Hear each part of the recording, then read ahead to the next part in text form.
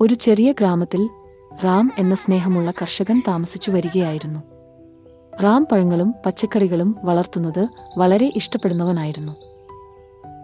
ഓരോ രാവിലെയും സൂര്യൻ ഉദിക്കുന്നതിനു മുമ്പേ അവൻ എഴുന്നേറ്റ് ചെടികൾക്ക് വെള്ളം ഒഴിച്ചു,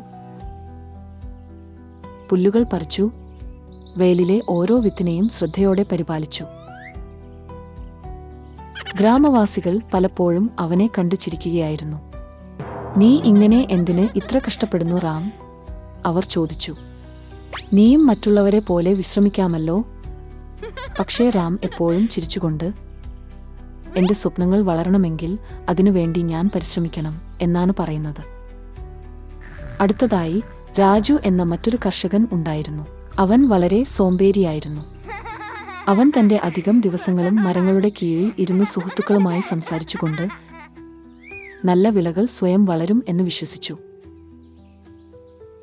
"എനിക്ക് ഉടൻ നല്ലൊരു വിളവെടുപ്പ് ലഭിക്കും" എന്നു രാജു പറഞ്ഞു.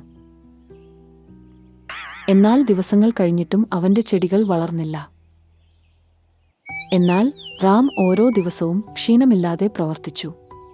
ചില ദിവസങ്ങളിൽ മഴ പെയ്തു, ചില ദിവസങ്ങളിൽ ചൂട് കാഞ്ഞു.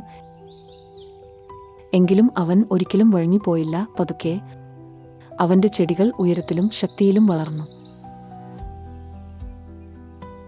പച്ചക്കറികൾ രുചികരമായി, പഴങ്ങൾ മധുരമായി.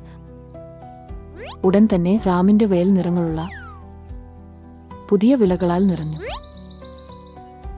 ഒരു ദിവസം ഗ്രാമത്തിലേക്ക് വലിയൊരു വിപണി വന്നു. കർഷകർ അവരുടെ വിളകൾ വിൽക്കാൻ കൊണ്ടുവന്നു. വിളകൾ വളർന്നില്ലാത്തതിനാൽ രാജുവിന് കുറച്ച് പച്ചക്കറികൾ പോലും വിൽക്കാൻ പ്രയാസമായി. എന്നാൽ റാമിന്റെ കടയിൽ പഴുത്ത മനോഹരമായ പഴങ്ങളും പച്ചക്കറികളും നിറഞ്ഞിരുന്നു. ജനങ്ങൾ അവന്റെ വിളകൾ ഇഷ്ടപ്പെട്ടു. അവൻ കൊണ്ടുവന്ന എല്ലാം വാങ്ങി. രാജു അത്ഭുതപ്പെട്ടു ചോദിച്ചു, "റാം, നീ ഇത് എങ്ങനെ ചെയ്തു?"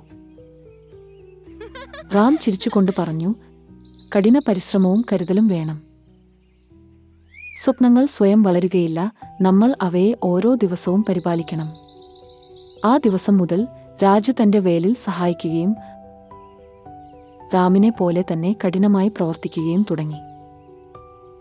ഉടൻ തന്നെ അവനും തന്റെ വിളകൾ വളരുന്നത് കണ്ടു പരിശ്രമത്തിന് ഫലം ഉണ്ടെന്നു മനസ്സിലാക്കി.